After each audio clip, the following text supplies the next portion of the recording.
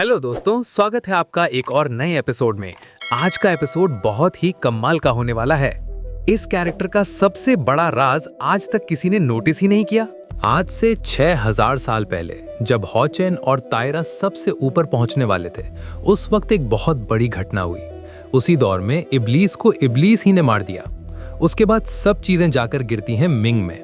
Ming असल में हर जिंदा चीज का आखिरी आरामगाह है। ये जगह रूल होती है तायरा के सिस्टम के अंडर। यहीं पर सियर आती है, जो कि डेथ की रूलर मानी जाती है।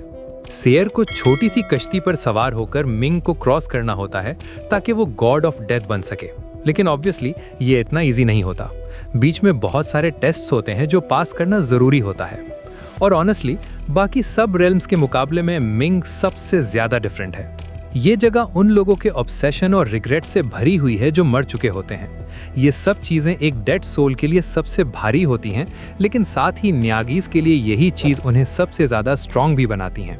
सियर, जिसने इंद्रा का लॉस खुद महसूस किया है, वो सबसे ज्यादा सूटेबल है मिंग के हर टेस्ट से गुजरने के लिए। वैसे भी एक डेड का फर्ज होता है कि वो उन सोल्स को गाइड करती है जो यहाँ मर कर आती हैं। लेकिन टाइम के साथ एक बड़ी प्रॉब्लम खड़ी हो जाती है। 5 ऐसी सोल्स होती हैं जो बहुत ज्यादा गिल्टी होती हैं और मिंग से भाग चुकी होती हैं, जो कि रूल्स के बिल्कुल खिलाफ है। अब सेत्सु हायर का टास्क ये होता है कि वो उन 5 सोल्स को ढूंढकर वापस मिंग ले आए। और हाँ, यहाँ टाइम लिमिट भी होती है। सियर को 5वीं सोल को अपनी एनर्जी खत्म होने से पहले वापस लाना होता है। अगर वो फेल हो जाती है तो वो ऑटोमेटिकली हाई अर्थ फेल कर देती है और गॉड ऑफ डेथ नहीं बन पाती। इसी दौरान सियर उन सोल्स को ढूंढना शुरू करती है जिन्हें सिन भी कहा जाता है। सिन तब बनता है जब अच्छा काम गलत रास्ते पर चला जाए। जब गॉड्स के गुनाह इकट्ठे होते हैं तो एक खौफनाक सोल पैदा होती है। इसी को सिन कहते हैं। ये चीज देखने में बहुत स्कैरी होती है। जो भी इसके सामने आता है ये उसे कंज्यूम और स्वॉलो कर लेती है। इसे तियान शेंग कहा जाता है, जिसका मतलब होता है हेवनली सिन। तियान शेंग को महसूस होता है कि सियर बाकी सब लोगों से डिफरेंट है जिनसे वो पहले मिला था। बिना किसी पेशेंस के वो एक एक्स्ट्रा ऑर्डिनरी अटैक कर देता है। लेकिन सियर सब अटैक्स को इजीली अवॉइड करती है और तियान शेंग को डिफीट कर देती है। और ट्रस्ट मी गाइज, ये फर्स्ट फाइट बिल्कुल आसान नहीं होती। तियान शेंग की स्ट्रेंथ कम से कम 10 गॉड्स के बराबर होती है। वो खुद भी बहुत स्ट्रांग होता है। वो अपनी फुल पावर रिलीज करता है और सियर के साथ क्लोज कॉम्बैट में आ जाता है। उन दोनों की फाइट बहुत फास्ट पेस्ड होती है। सियर की स्पीड इतनी तेज होती है कि वो फिर भी तियान शेंग के बराबर आ रही होती है। तियान शेंग के मुताबिक वो लोगों को मारकर उन्हें दुनिया के दुख से फ्री कर रहा होता है। और बिलीव इट और नॉट, एक गॉड भी अपनी एग्जिस्टेंस छुपा नहीं सकता। सियर अटैक को बहुत फियर्सली होल्ड करती है। वो इतनी तेज मूव करती है कि सीधा तियान शेंग के बिल्कुल पास पहुंच जाती है और कहती है, तुम प्यूरिफाई होने के लायक नहीं हो। तुम खुद भी ईविल हो, इसलिए तुम्हारा मरना ही बेहतर है। Cold dialogue. फिर सियर अपनी पावर को म्यूटेट करती है और एक पुरानी डेंजरस एनर्जी रिलीज कर देती है। अचानक उसके हाथ से लाल रंग की एक शेप निकलती है जो सीधा तियान शेंग पर लगती है। इस अटैक की वजह से तियान शेंग का जिस्म 2 हिस्सों में डिवाइड हो जाता है और आखिर में तियान शेंग कंप्लीटली पैरालाइज्ड हो चुका होता है।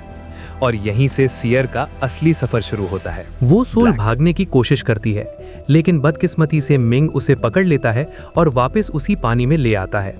ग्रेट, ये था हाओ चैन के लिए फर्स्ट क्लियर। सेकंड टेस्ट में सियर बहुत इजीली जीत जाती है। सिर्फ एक ही ब्लो काफी होता है बाकी सबको खत्म करने के लिए।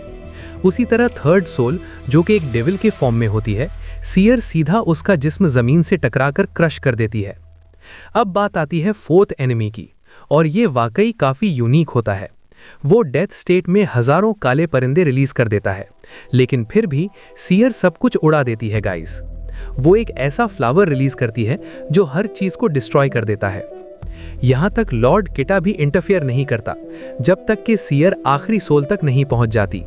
और यहीं से सबसे मुश्किल पार्ट स्टार्ट होता है। जब सियर चल रही होती है, उसकी मुलाकात एक औरत की सोल से होती है। उस औरत का नाम भी सियर होता है। वो औरत कहती है, बाकी 4 सोल्स बहुत ईविल और क्रूअल थीं, लेकिन ये सोल इतनी पीसफुल क्यों है? तुम मुझे लेने आई हो ना? लेकिन मुझे अफसोस है, मैं नहीं जा सकती। इस तरह ये 5 सोल्स बिल्कुल आम डेड लोगों जैसी होती हैं। वो औरत सियर से कहती है कि वो यहाँ से चली जाए, लेकिन सियर मना कर देती है। फिर वो औरत अपनी सारी हाफ डीमन पावर्स यूज करती है, लेकिन ये सब हाओ चैन के सामने बिल्कुल बेकार होता है। एक के बाद एक सब कुछ फटने लगता है। जब तक कि वो बिल्कुल ओल्ड और वीक नहीं हो जाती। जब वो औरत लगभग कंप्लीटली टॉर्न अपार्ट होने वाली होती है, सियर उसे रोक देती है, क्योंकि सियर देख लेती है कि उस औरत के अंदर कोई ईविल इंटेंशन ही नहीं है।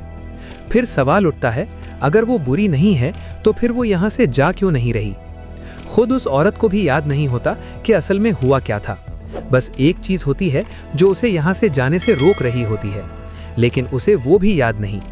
चाहे वो चीज बहुत इंपॉर्टेंट होती है, फिर भी वो जाना नहीं चाहती और ना ही चाहती है कि सियर उसे फोर्स करे। तब सियर कहती है, क्या तुम मुझ पर यकीन करोगी? मेरे पास एक ऐसी पावर है जो भूली हुई यादें वापस ला सकती है। फिर सियर उस औरत की मदद करती है याद करने में कि जब वो जिंदा थी तो क्या हुआ था। उस वक्त 2 चोर उनके घर आए थे। वो घर में घुस गए और वहीं से सब कुछ बदल गया। यानी उसकी मौत एक फाइट के दौरान हुई थी। आखिरी लम्हों में वो अपने बच्चे को जोर से गले लगाकर लगातार रोती रही। टाइम गुजरता है, वो अपने अकेले बच्चे का ख्याल रखती है, कभी गिव अप नहीं करती। वो अपने बच्चे का ध्यान लेती है जब तक सीजन बदलता है। बच्चा अभी भी समझ नहीं पाता कि क्या हो रहा है, लेकिन एक चीज़ उसको ज़रूर पसंद होती है, वो फ्लावर फिगर। फिर एक दिन आता है जब किंग उन पर अटैक करता है। ईविल हर चीज़ को डिस्ट्रॉय कर देता है। वहाँ सब थक चुके होते हैं, बस सैंगवॉन और उसका फैमिली बच जाता है। आखिर में माँ डिसाइड करती है कि वो बाहर निकले। वो अपने हस्बैंड को साथ ले जाती है और फिर इब्लीस को कर्स करती है जो बाहर था अपने बच्चे के लिए, और वो सक्सीड कर जाती है। लेकिन फिर एक और इब्लीस उसको कैप्चर कर लेता है और वो बहुत पुरानी हो जाती है। उसका बॉडी इब्लीस के कर्स में आ जाता है। आखिरी मोमेंट में वो इब्लीस को रिवर बैंक से गिरने के लिए फोर्स करती है और इस तरह वो अपनी हस्बैंड से भी लूज कर देती है। उसके लिए जो सबसे इम्पॉर्टेंट था वो अपना बच्चा था, और वो अभी भी अपने बच्चे का इंतज़ार करती है। वो थैंकफुल है, लेकिन सिर्फ एक चीज़ चाहती है, अपना बच्चा लास्ट टाइम देखना। बस यही देखकर वो खुश है और फिर विलिंग है फॉलो करने के लिए टायरल को मिंग रिवर तक। लेकिन ये इम्पॉसिबल होता है, इसलिए टायरल माफ़ी मांगता है। वो हेल्प नहीं कर सकता क्योंकि जब बच्चा के साथ बड़ा इंसिडेंट हुआ, उसकी माँ का बॉडी टोटली अपने बच्चे के साथ मर्ज हो गया था, यानी माँ भी अब मर चुकी है। वाओ गाइस, सो ये है ट्विस्ट। उसका बच्चा मिंग में एंटर करके रीइंकारनेट हो गया, लेकिन उसकी माँ अभी भी जिंदा है और अभी भी वो अपने बच्चे से नहीं मिल सकती। लेकिन इसका मतलब ये है कि माँ अभी भी फील कर सकती है कि उसका बच्चा कहीं है, क्योंकि अगर बच्चा वहाँ नहीं है तो जो फ्लावर फिगर उसको पसंद था वो भी वहाँ नहीं होगा। बस जब तक फ्लावर फिगर वहाँ है तब तक उसका बच्चा भी वहाँ है। यही सोचकर वो अपने आप को कन्विंस करती है। सियर कहती है कि वो नहीं जानती कि माँ कैसे फील कर सकती है कि बच्चा अभी भी वहाँ है, इसलिए वो ट्राई करेगी जितना हो सके अपनी डॉटर को लास्ट टाइम देखने के लिए वो सब कुछ करेगी। सियर चाहती है कि वो सब करे अपनी डीप कनेक्शन सियाना के लिए। मीटिंग के बाद सियर ने रेड फ्लावर के फॉर्म में अपनी पावर रिलीज की। अभी ही टायर ने उसे फ्लावर के साथ ले जा लिया और पता चला कि उसकी माँ मिंग के ऊपर है, यानी उसका बच्चा अब मर चुका है। टायर ने डिसाइड किया कि उसकी माँ को उसका बच्चा दिखाना होगा, इसलिए वो भी मिंग रिवर में एंटर हो जाता है। मिंग का बेस उन सोल्स के ऑब्सेशन से भरा है जो भूल गए या भुला दिए गए, यानी लॉजिकली बच्चा यहाँ नहीं होना चाहिए। लेकिन सियर माँ पर यकीन नहीं करती। वो फील करती है कि बच्चा वहाँ है। ये फीलिंग बहुत स्ट्रांग है क्योंकि माँ और बच्चे का कनेक्शन बहुत डीप है। टायर सोचता है शायद माँ का परसेप्शन इल्यूजन है, लेकिन जब माँ ने एक विलेज पॉइंट किया जहाँ वो रहती थी और जहाँ बच्चा था, टायर को भी वाकई समझ नहीं आता। प्रूफ के लिए टायर अपने पावर्स यूज करके चेक करता है और पता चलता है बच्चा अब सोल के फॉर्म में है, यानी वो फिजिकली डेड है। टायर कंफ्यूज हो जाता है। इतने सालों से बच्चा यहाँ वेट कर रहा था क्योंकि जानता था कि जब तक रेड फ्लावर ब्लूम हो रहा है माँ वापस आएगी। यही रीजन था कि बच्चा वेट कर रहा था। लेकिन मिंग ईट्स पीपल और सियर को ये क्लियर है, मिंग रिवर के सोल्स रीइंकारनेट नहीं हो पाते, उन्हें बस ईट करने के लिए इम्प्रिजन किया जाता है। वाओ, अब डेड मुरुगा की फिगर दिख रही है और वो अपना नाम बुला रही है।